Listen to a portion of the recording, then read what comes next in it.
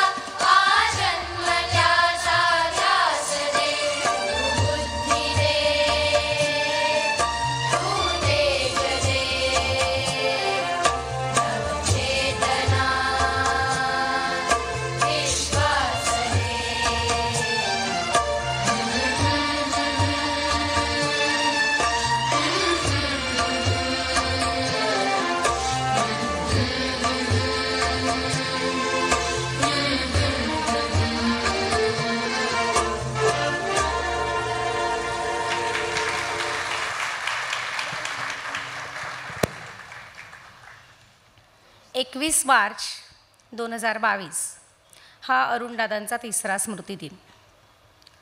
अरुण ठाकूर म्हणजेच अरुणदादा हे आनंद निकेतनचे संस्थापक होते. त्यांनी सुचवलेला पुरस्कार व त्यांनीच आग्रह धरल्यामुळे पूर्ण झालेल्या पुस्तकाचा प्रकाशन सोहळा आज त्यांच्या अनुपस्थितीत साजरा होत आहे. याचा एका बाजूला आम्हाला खेद आहे, तर दुसऱ्या बाजूला किमान त्यांचं स्वप्न पूर्ण करीत असण्याचं समाधान. असो, आता मी विनोदिनी ताईंना अशी विनंती करते की त्यांनी आजच्या पुरस्कार सोहळ्याचं व प्रकाशन सोहळ्याचं प्रास्ताविक करावं.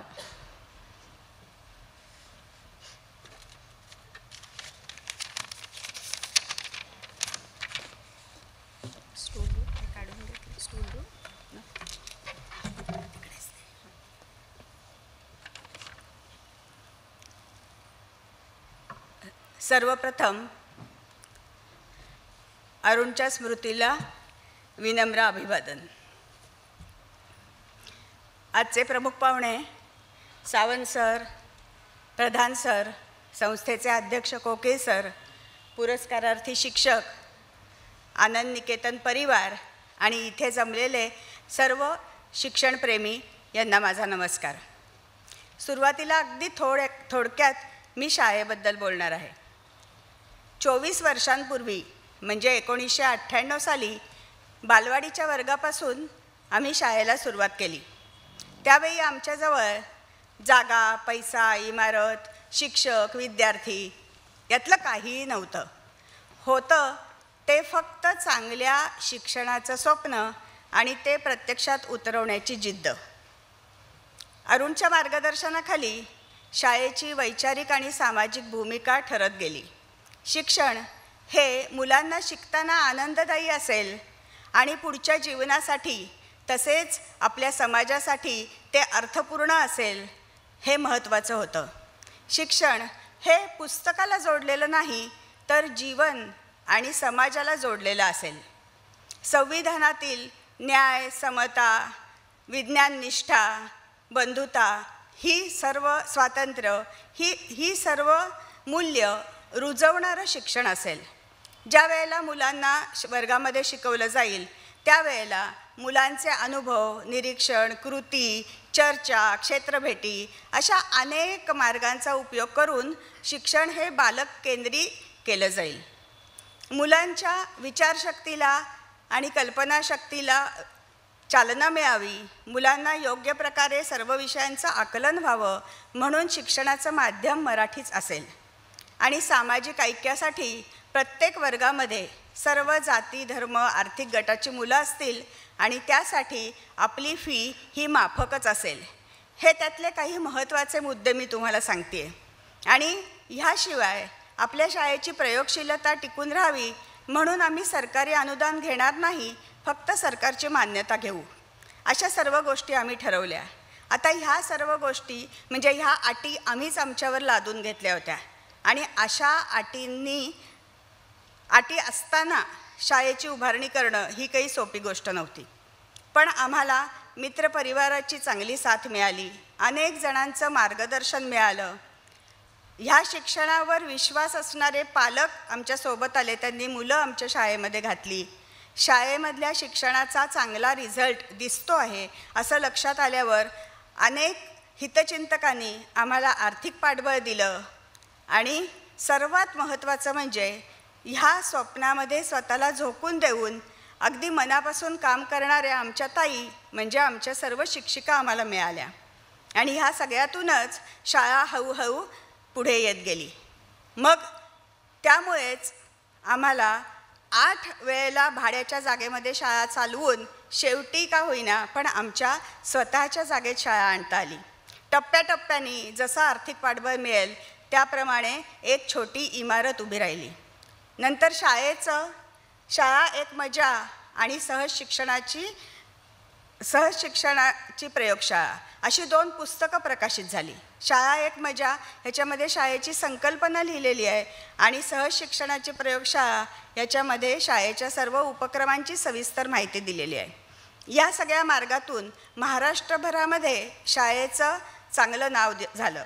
शिक्षणासाठी चांगली शाळा, प्रयोगशील शाळा म्हणून लोक शाळेला नावाजायला लागले.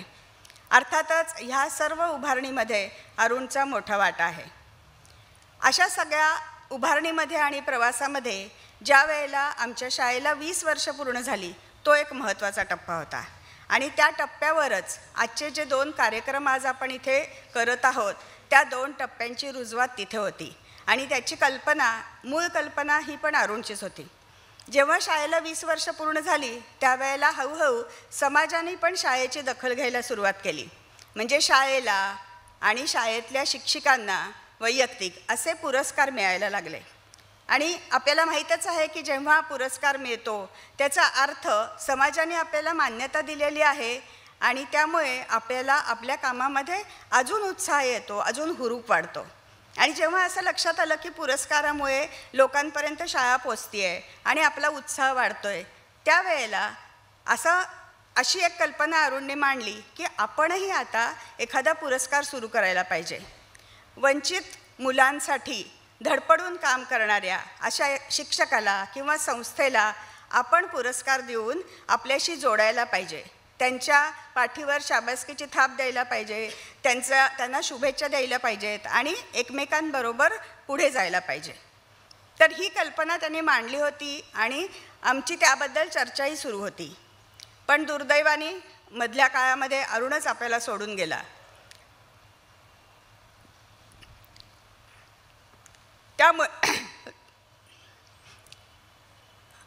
त्यामुळे हा पुरस्कार त्याच्याच नावाने द्यायचा असं आम्ही ठरवलं.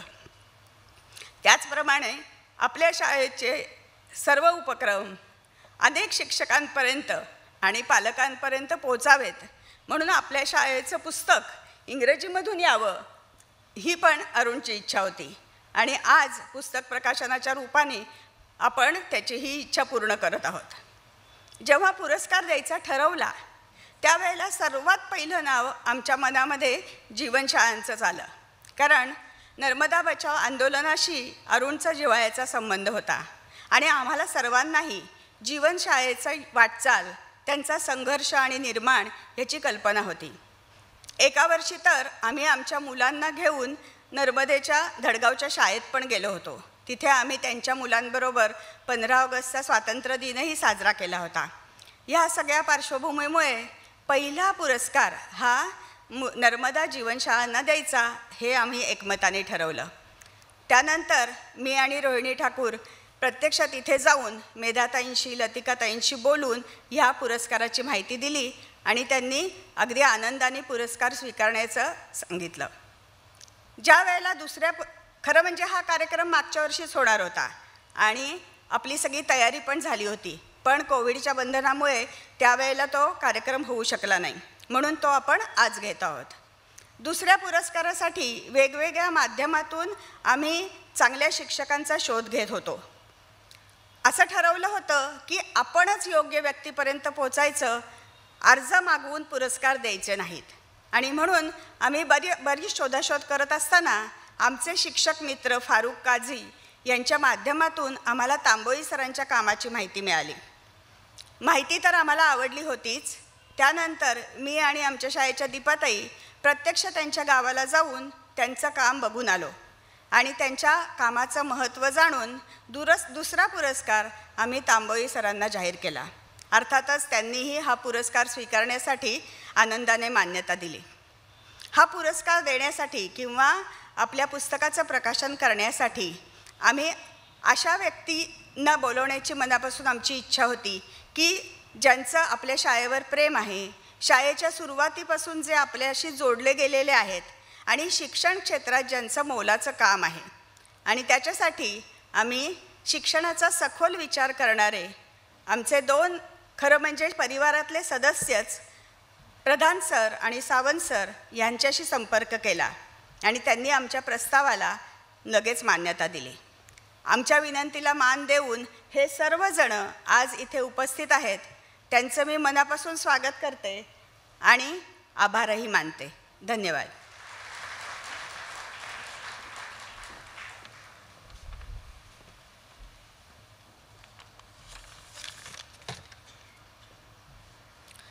आता मी आविष्कार शिक्षण संस्थेचे अध्यक्ष श्रीयुत कोकीळ सर यांना अशी विनंती करते की त्यांनी प्रमुख पाहुण्यांचं तसेच पुरस्कारार्थींचं स्वागत आपल्या शाळेतील मुलांनी तयार केलेले पुष्पगुच्छ आणि एक स्मृती भेट देऊन करावं.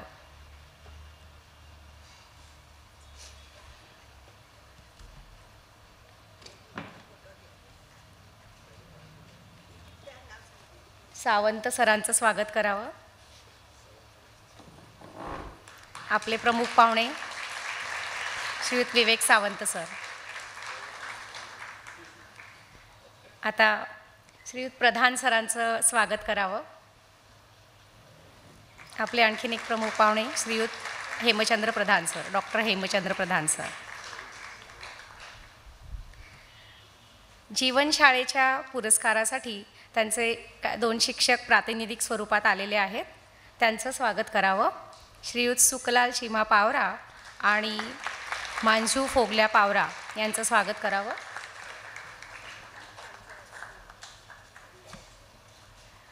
त्यानंतर श्रीयुत जीवनशाळेच्या प्रतिनिधींचं स्वागत करावं.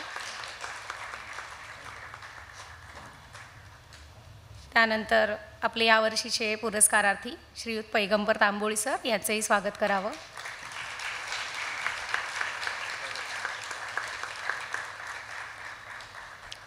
धन्यवाद कोकीळ सर. आपल्या दोन्ही प्रमुख पाहुण्यांचा परिचय आपल्याला आता भावनाताई करून देणार आहेत. नमस्कार. डॉक्टर हेमचंद्र प्रधान हे मूळचे ठाण्याचे. त्यांनी मॅसेच्युएट्स इन्स्टिट्यूट ऑफ टेक्नॉलॉजी या विद्यापीठातून सैद्धांतिक न्यूक्लिअर फिजिक्समध्ये डॉक्टरेट ही पदवी मिळवली. त्यानंतर भारतात परत येऊन त्यांनी भौतिकशास्त्राचे संशोधन व अध्यापन क्षेत्रात स्वतःला वाहून घेतले. काही काळानंतर ते विज्ञान आणि गणित संशोधनाच्या कामाकडे वळले. डॉक्टर होमी भाभा शिक्षण केंद्रात वैज्ञानिक म्हणून स्थिरावले व केंद्र संचालक म्हणून निवृत्त झाले. केंद्राच्या विविध संशोधन, अध्यापन, प्रशिक्षण, साहित्य निर्मिती आणि विद्यार्थी प्रज्ञा संवर्धन यांच्या विविध प्रकल्पांचे नेतृत्व त्यांनी केले.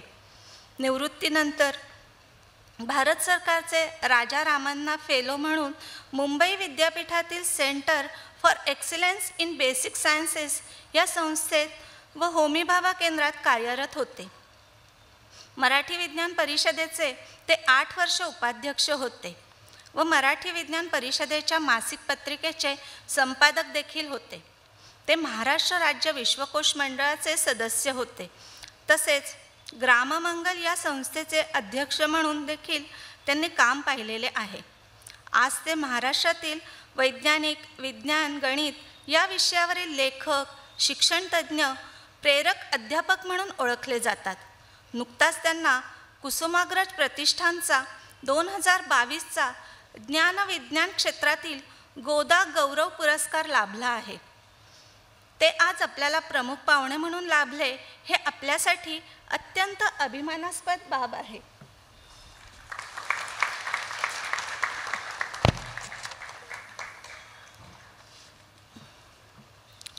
विवेक सावंत सर हे मूळचे नाशिकचेच आहेत. हे महाराष्ट्र ज्ञान महामंडळाचे अर्थात MKCLचे मुख्य मार्गदर्शक आहेत. महाराष्ट्र मंडळाने 2001 साली MKCLची स्थापना केली. तेव्हापासून 18 वर्षे ते व्यवस्थापकीय संचालक होते. या संस्थेच्या माध्यमातून त्यांनी संगणक साक्षरतेचे अभियान महाराष्ट्राच्या कानाकोपऱ्यात पोहोचवले. त्यासाठी त्यांनी 5000 संगणक प्रशिक्षण केंद्राचे व 50,000हून जास्त संगणकांचे राज्यव्यापी जाळे निर्माण केले. त्यांनी सीडॅक या केंद्र शासनाच्या संस्थेमध्ये प्रगत संगणक क्षेत्रातील संशोधन व विकास कार्यात आपले योगदान दिले. या संस्थेने भारतातला पहिला स्वदेशी सुपर कॉम्प्युटर अर्थात परम महासंगणक बनविला. त्याच्या निर्मितीमध्ये सावंत सरांनी महत्त्वपूर्ण भूमिका बजावली. तसेच त्यांनी केंद्र व राज्य शासनाच्या आणि विद्यापीठांच्या अनेक तज्ज्ञ समित्यांचे सदस्यपद भूषविले आहे. पंतप्रधानांच्या IT टास्कफोर्सचे सदस्यत्व हे त्यापैकी एक. प्रयोगशील शाळा, 1ली ते 8वी इयत्तांचे ज्ञानरचनावादी शिक्षण, युवांचा व्यक्तिमत्व विकास, स्वावलंबी संजीवक शेती इत्यादी क्षेत्रात श्रुत सावंत यांनी लोकप्रिय दूरचित्रवाणी मालिकांची निर्मिती केली आहे. त्यांच्या विज्ञान, तंत्रज्ञान, संशोधन, नवनिर्मिती, सामाजिक उत्तरदायित्व, व्यवस्थापन व नेतृत्व अशा अनेक क्षेत्रात दिलेल्या भरीव योगदानाबद्दल त्यांना अनेक पुरस्कारांनी गौरविले आहे. राजीव गांधी संगणक सारथी पुरस्कार, ज्ञानसूर्य पुरस्कार, दूरदर्शनचा सह्याद्री शिक्षण रत्न पुरस्कार, यशवंतराव चव्हाण राष्ट्रीय पुरस्कार हे त्यापैकी काही. असे हे प्रमुख पाहुणे आज आपल्याला लाभले आहेत. ही शाळेसाठी अतिशय आनंदाची व अभिमानास्पद बाब आहे. या दोन्ही पाहुण्यांचं मी पुन्हा एकदा स्वागत करते.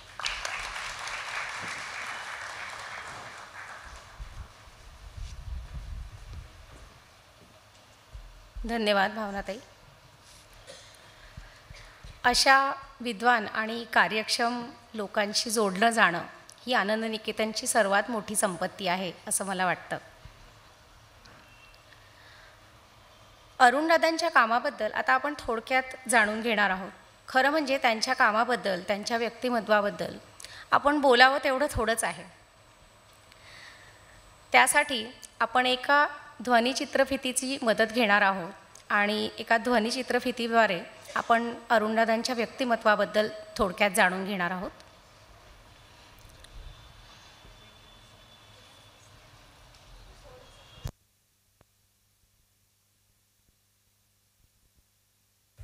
आनंद निकेतन शाळेच्या स्थापनेपासून आजपर्यंतच्या वाटचालीत अरुणदादाचा महत्त्वाचा आणि मोलाचा वाटा आहे. शाळेची वैचारिक आणि सामाजिक भूमिका ही त्याच्या अभ्यासपूर्ण प्रगल्भ विचारातूनच बनत गेली. स्वातंत्र्य आणि लोकशाही या दोन्ही मूल्यांवर त्याचा प्रचंड विश्वास होता. ही मूल्य शाळेच्या कार्यपद्धतीत त्याने जाणीवपूर्वक रुजवली आहेत. त्यामुळेच शाळेत अधिकाराची उतरंड नाही, निर्णय प्रक्रियेत सगळ्यांचा सहभाग आणि शिक्षकांना पूर्ण स्वातंत्र्य असं खुलं वातावरण शाळेमध्ये आहे. शिक्षक खोलीत होणाऱ्या अनौपचारिक चर्चांमधून शिक्षकांनी नवीन काहीतरी शिकायची, करून बघायची, लिहायची अशी सतत प्रेरणा तो अगदी सहजगत्या देत असे. शाळेतल्या ताईंचं व मुलांचं सामाजिक भान वाढावं म्हणून सतत चर्चा करत असे.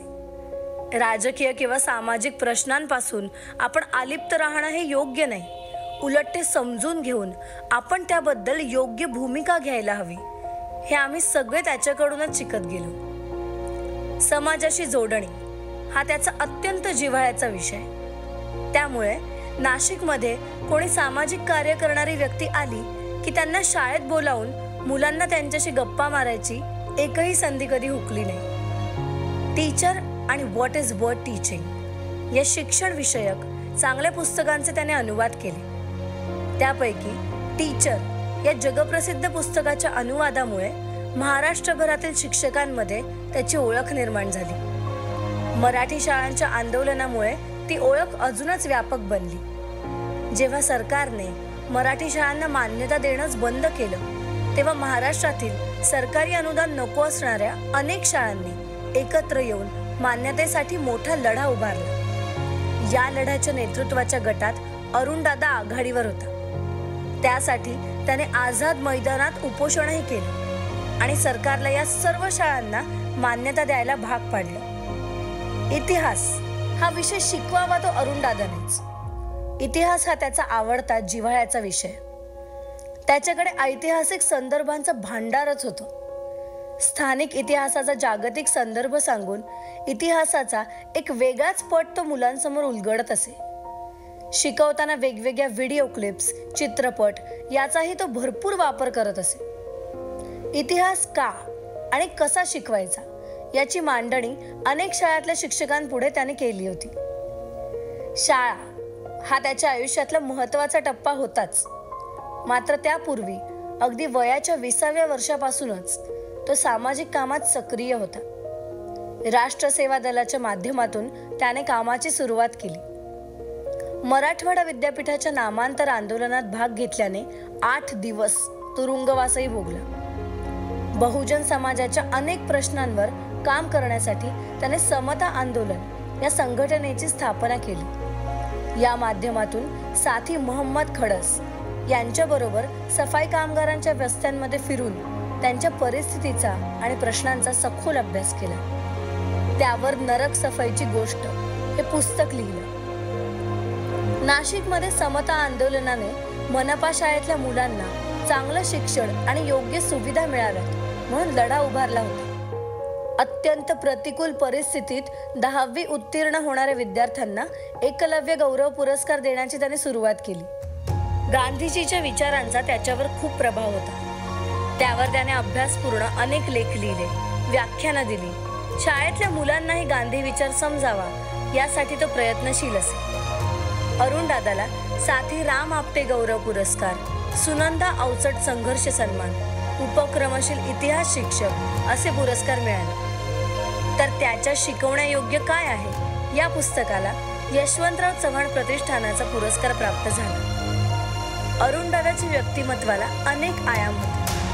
त्यामुळेच समाजवादी कार्यकर्ता, सामाजिक व राजकीय क्षेत्रातील विचारवंत, लेखक, प्रयोगशील शाळेचा संस्थापक, इतिहासाचा एक उत्तम शिक्षक, अनेक सामाजिक कार्यकर्त्यांचा जवळचा जिव्हाळ्याचा मित्र आणि मार्गदर्शक अशा अनेक रूपात त्याची ओळख देता येते. आदर्शवादाची जाण आणि वास्तवाचे भान याचा संगम त्याच्या व्यक्तिमत्वात दिसून येतो. त्याचं चैतन्य आणि विचारमूल्य आमच्या शाळेत रुजलं आहेच. ते शिक्षणात प्रयत्नपूर्वक चांगलं काम करणाऱ्या सगळ्यांपर्यंत पोहोचावं आणि एकमेकांशी कायमचं नातं निर्माण व्हावं त्यासाठी हा पुरस्कार.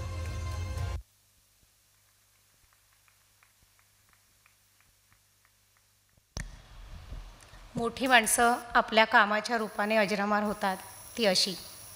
अरुणदादा आज नाहीत, पण त्यांचे विचार, त्यांचं कार्य आणि त्यांची मूल्य आमच्या शाळेमध्ये, विद्यार्थ्यांमध्ये आणि शिक्षकांमध्ये रुजलेली आहेत, रुजलेली राहतील. आपला मागच्या वर्षाचा पुरस्कार हा नर्मदा बचाव आंदोलनातील जीवनशाळांना जाहीर झालेला होता. त्यांच्याही कामाचा परिचय आपण एका ध्वनिचित्रफितीद्वारे करून घेणार आहोत.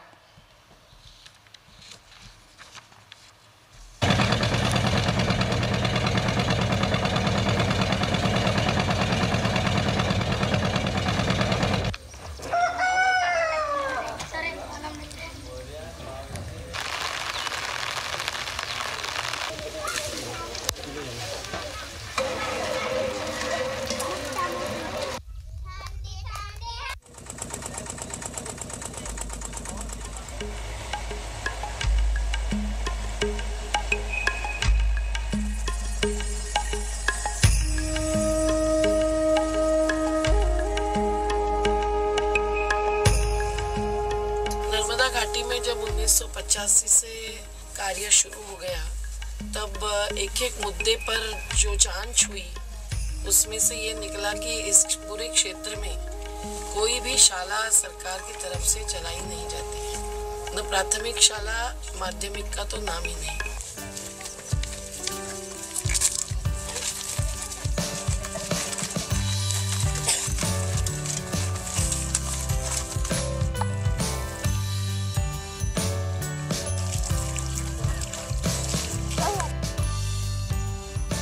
लोगों ने कहा कि हम लोग अपने अपने अनाज का थोड़ा सा हिस्सा दे देंगे और हमारे बच्चे पढ़ेंगे. घर बांधने का काम किया जिसमें बच्चे भी शामिल हुए. जगह जगह से चंदा इकट्ठा करना, साधन इकट्ठा करना, कोई कुछ कपड़े दे दे, कोई कुछ फर्नीचर दे दे, कोई पृथ्वी का गोल दे दे, कोई शिक्षक के लिए साहित्य दे दे. ये करते करते शालाएं बनी. नज़र में जीवनशाला ऐसा है कि हमारे एरिया में पहले जिला परिषद का स्कूल नहीं चल रही थी, तो हमारे समाज ऐसा ही पड़ा था. इसलिए हमारे आंदोलन की तरफ से जीवनशाला निकाली गई और उस जीवनशाला में अपने ही एरिया के बच्चे पढ़ते हैं. और ये एरिया में हम रहते हैं और यही हर एरिया में हम काम करना चाहते हैं। हमारा सांस्कृतिक कार्यक्रम होता है स्कूल में, मतलब परिपाठ होता है, एक परिपाठ होता है, उसमें पूरा बच्चे इकट्ठे होते हैं। उसमें आदिवासी गाने, आंदोलन के गीत, उसके बाद अपने किताब में जो कविताएं होती है वो सब बोलते हैं।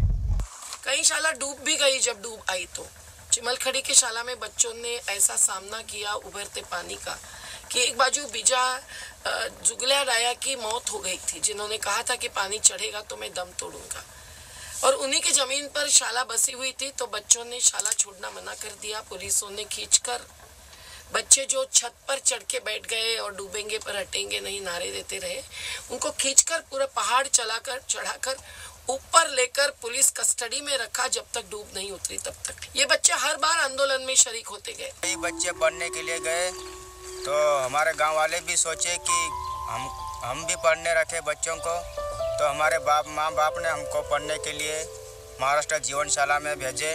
दीदी आई मेधा पाटकर और सोचा कि अपने मध्य प्रदेश के भी महाराष्ट्र में जाते हैं बच्चे सीखने के लिए, तो अपने गांव में भी स्कूल खोलना चाहिए जीवनशाला।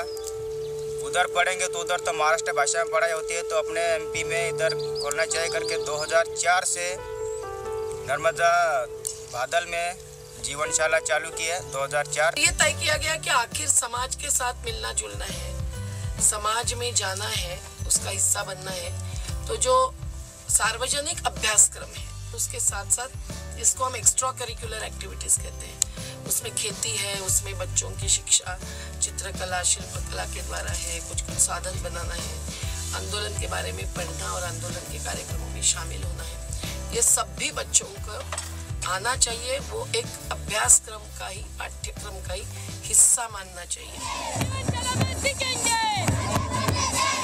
आदिवासी संस्कृति, प्रकृति, आदिवासी की रहन सहन, आदिवासी पद्धति के घर, ये सब जीवनशाला में अपनाया गया और आदिवासी शिक्षक बने।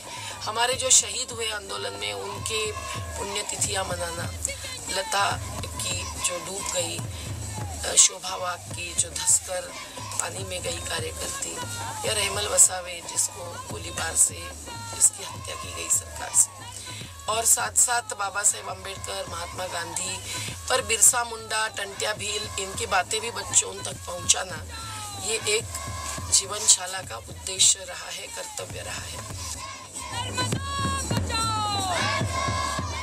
और इसलिए जीवनशाला बाल मेला लेती है हर साल एक बार, जब 3 से 4 दिन तक 700 से 800 बच्चे दूसरी तीसरी चौथी के वहाँ सम्मिलित होते हैं। कबड्डी, खो खो, तीर कमठा, बोटिंग, चित्रकला, वक्तृत्व, क्या न क्या स्पर्धाएं होती है।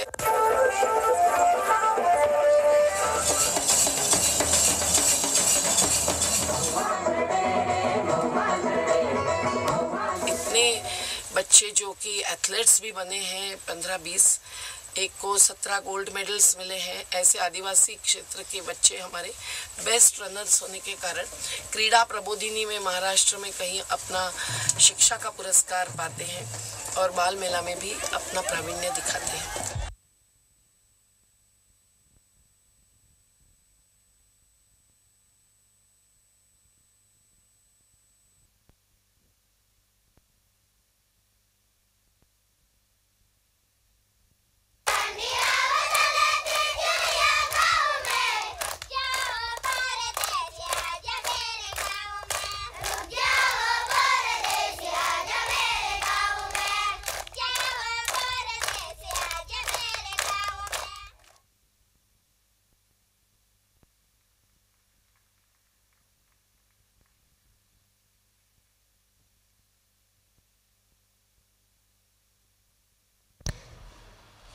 जीवनात थोडा बहुत संघर्ष असतो हे आपणा सर्वांनाच माहीत आहे, परंतु संघर्ष हेच ज्यांचं जीवन आहे किंवा आयुष्यात अस्थैर्य हीच एकमेव स्थैर्याची बाब आहे, अशांसाठी आयुष्य वेचणाऱ्या मेधाताई पाटकर आपल्या परिचयाच्या आहेतच। त्यांनी सुरू केलेल्या जीवनशाळांमध्ये अतिशय प्रतिकूल परिस्थितीत मनापासून आणि तळमळीने काम करणाऱ्या शिक्षकांना हा पहिला पुरस्कार देताना आम्हाला अतिशय आनंद होत आहे। त्यांच्यासाठी जे सन्मानपत्र तयार केलेलं आहे त्याचं आधी वाचन होणार आहे। आविष्कार शिक्षण संस्थेचे विश्वस्त आणि नाशिकमधील सुप्रसिद्ध नाटककार श्रीयुत विवेक गरुड यांच्या सिद्धहस्त लेखणीतून मुक्तछंद स्वरूपात उमटलेलं हे सन्मानपत्र आहे. याचं वाचन आता अश्विनीताई करतील.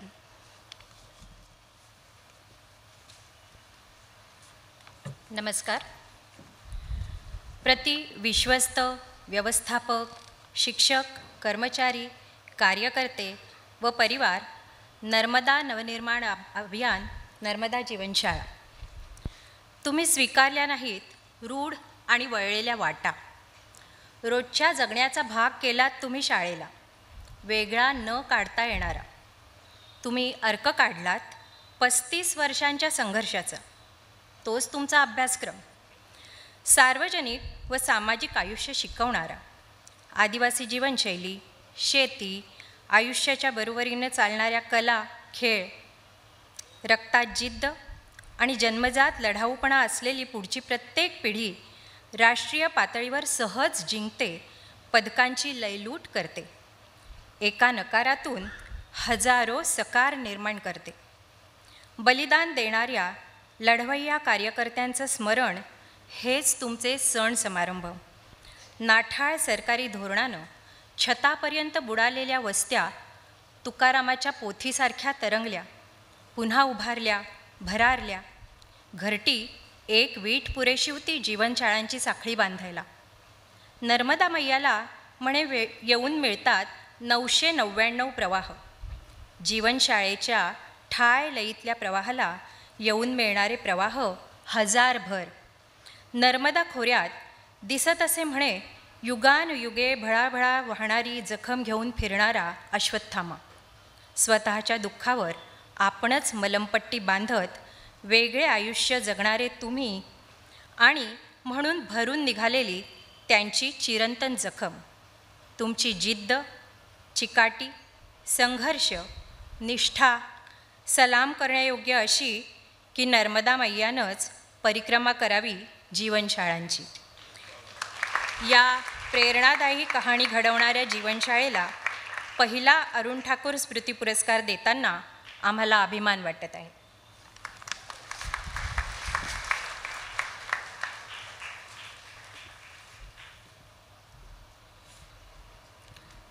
जीवनशाळेचे काही शिक्षक येथे प्रातिनिधिक स्वरूपात आलेले आहेत. मी प्रमुख पाहुण्यांना अशी विनंती करते की त्यांनी जीवनशाळेच्या शिक्षकांना हा पुरस्कार प्रदान करावा. सन्मानपत्र, मानचिन्ह,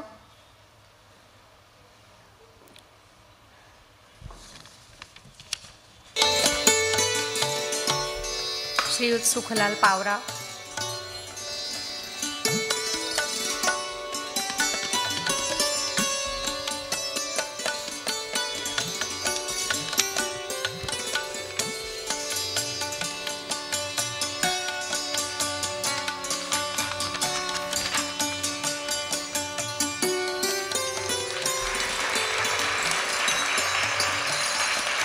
₹21,000 रोख, 4,000 रुपयांची लहान मुलांसाठी पुस्तकं, सन्मानपत्र आणि स्मृतिचिन्ह असं या पुरस्काराचं स्वरूप आहे.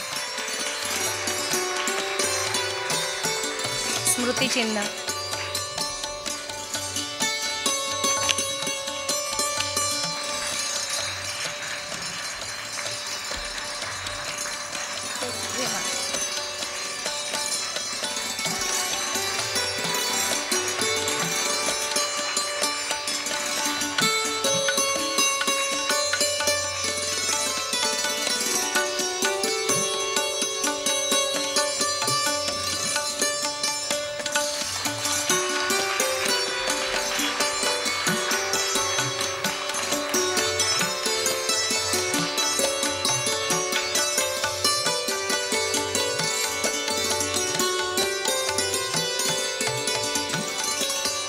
सर्वांना धन्यवाद.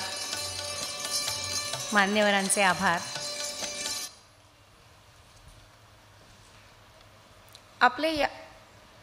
आपले या वर्षीचे पुरस्कारार्थी आहेत श्रीयुत पैगंबर तांबोळी सर.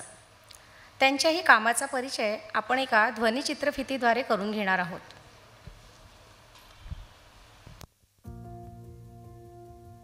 आपले दुसऱ्या वर्षाचे पुरस्कारार्थी श्री पैगंबर तांबोळी सर यांच्या कामाबद्दल जाणून घेऊ. तांबोळी सरांनी आधी D.Ed आणि नंतर MA-B.Ed केले आहे. शिक्षक होण्यापूर्वी त्यांनी काही वर्षे पत्रकारिता केली, शेती संशोधनात, सामाजिक चळवळीत काम केले. परंतु त्यांचा मूळ पिंड शिक्षकाचाच. त्यांचे वडीलही जिल्हा परिषद शिक्षकच होते. 1998 साली माळशिरस तालुक्यातील मेदड येथील जिल्हा परिषद शाळेपासून त्यांचा शिक्षक म्हणून प्रवास सुरू झाला.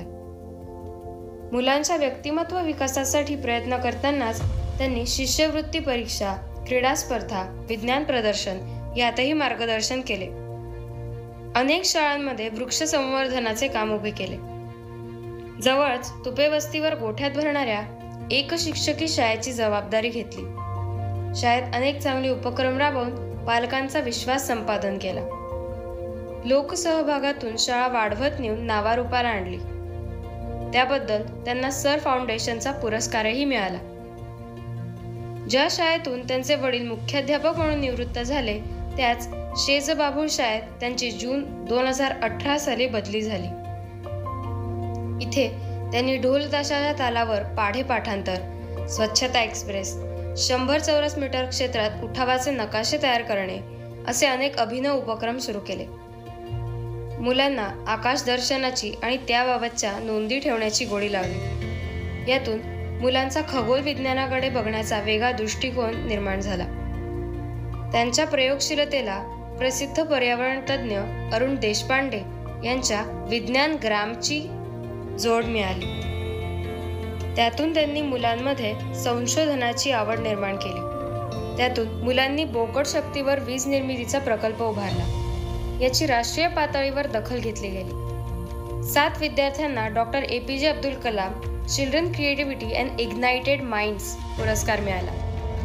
यावर्षी केंद्र सरकारच्या विज्ञान व तंत्रज्ञान विभागातर्फे घेतल्या जाणाऱ्या चिल्ड्रन सायन्स काँग्रेसमध्ये 2 विद्यार्थ्यांची राष्ट्रीय स्तरासाठी निवड झाली. सध्या त्यांच्या विद्यार्थ्यांचे कंपोस्ट खतापासून निर्माण होणाऱ्या उष्णतेवर पाणी तापवण्याचे संशोधन सुरू आहे. तसेच झाडे, फांद्यांचाच वापर करून वर्गखोली तयार करणे असा ग्रो युअर क्लासरूम हा प्रकल्प सुरू आहे. नुसते संशोधन करून न थांबता प्रत्येक संशोधन आपल्या गावातील गरीब शेतकऱ्यांपर्यंत पोहोचवून त्यांना त्याचा कसा उपयोग होईल हे लक्षात आणून देण्याचे कामही ही मुले करतात. अशा महत्त्वाच्या कामाची अर्थातच अनेक जणांनी दखल घेतली आहे. सरांना अनेक पुरस्कारही मिळाले आहेत. यात गुणवंत शिक्षक पुरस्कार, कृतिशील शिक्षक पुरस्कार, केंद्र शासनाचा मनुष्यबळ विकास मंत्रालयाचा उत्कृष्ट बांधकाम पुरस्कार, दिल्ली उच्च न्यायालयाचे मुख्य न्यायाधीश अजित शहा यांच्या छायाप्रकाश फाउंडेशनचा पुरस्कार असे अनेक सामील आहेत. सरांच्या पुढील वाटचालीस खूप शुभेच्छा.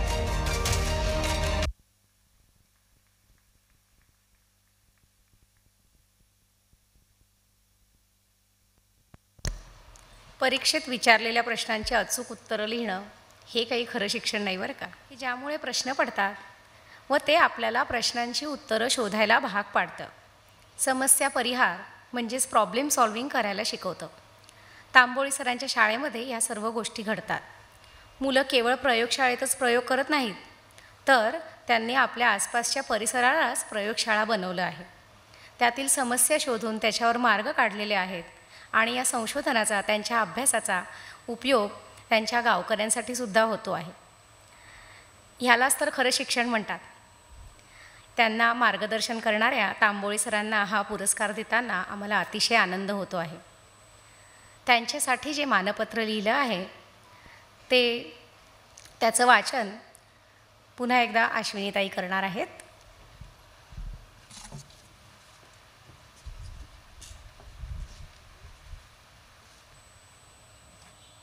नमस्कार सर. प्रति माननीय श्री पैगंबर तांबोळी, शेजबाबूळ गाव, तालुका मोहोळ, जिल्हा सोलापूर. हे मानपत्र जगाच्या नकाशावर न दिसणाऱ्या आटपाट नगरासाठी. शिकवण्यावर प्रेम असलेला शिक्षक शिकण्यावर प्रेम असणाऱ्यांना सहज शिकवतो. इथल्या मुलांनी झाडं लावण्याची सुरुवात केली माती जमवण्यापासून ते पाहून जंगलच आली आजूबाजूला राहायला.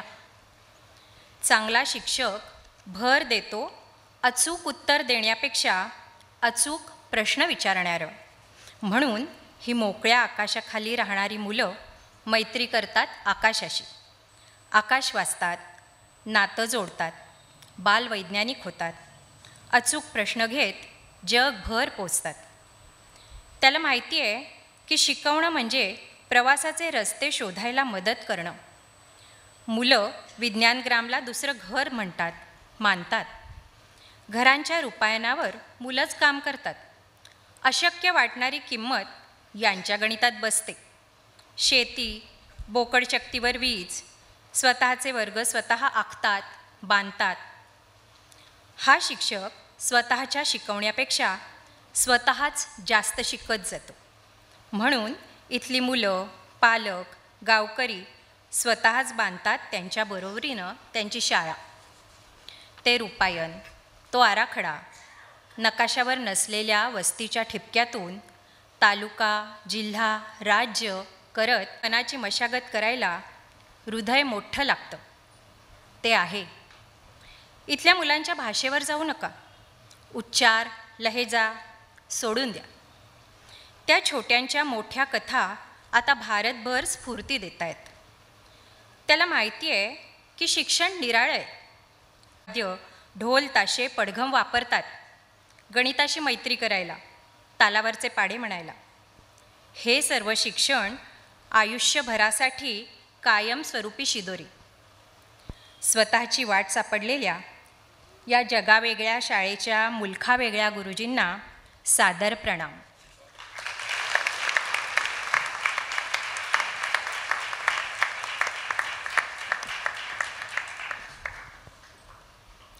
हेही सन्मानपत्र श्रीयुत विवेक गरुड यांनी शब्दबद्ध केलं आहे. हे सुज्ञ प्रेक्षकांनी जाणलं असेलच.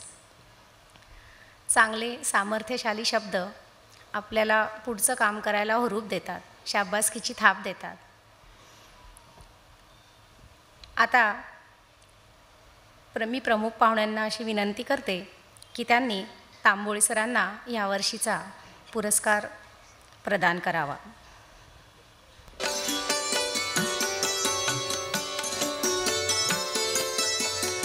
सन्मानपत्र, स्मृतिचिन्ह, 21,000 रुपये रोख आणि 4,000 रुपयांची मुलांसाठी पुस्तकं असं ह्या पुरस्काराचं स्वरूप आहे.